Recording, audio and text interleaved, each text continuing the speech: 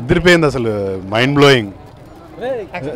ఇంతమంది నేను ఎక్స్పెక్ట్ చేశాను, కాకపోతే అదే చూడాలి. ఇంకా నేనైతే ఎక్స్పెక్ట్ చేశాను, నేను షూట్ చేశాను కదా, స్టోరీ తెలుసు అనుష్క గారితో సినిమా, సో ఆబ్వియస్లీ ఎక్స్పెక్ట్ చేశాను.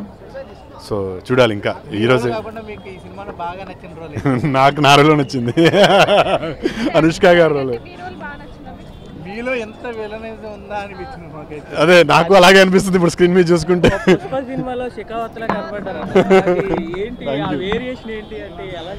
అదే నాకు కొంచెం ప్రాసెస్ చేసుకుంటున్నా, బట్ చాలా బాగుంది. I thoroughly enjoyed the film.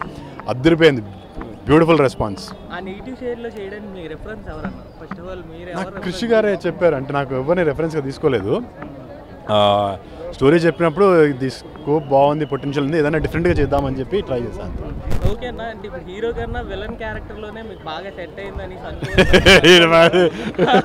లేదు లేదు, ఏ క్యారెక్టర్ అయినా బాగుంటే చేస్తాను.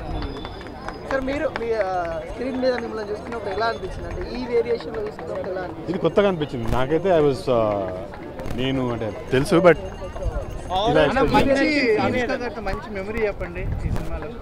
అనుష్క గారితో పనిచేయడమే బిగ్గెస్ట్ మెమరీ.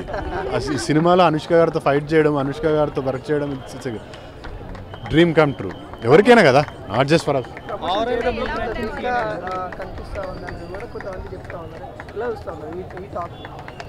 అంటే మేము we are waiting for the movie, we are confident about the movie. So movie వచ్చిన తర్వాత ఇప్పటి నుంచి స్టార్ట్ అవుతుంది, పీపుల్ విల్ లవ్ ఇట్.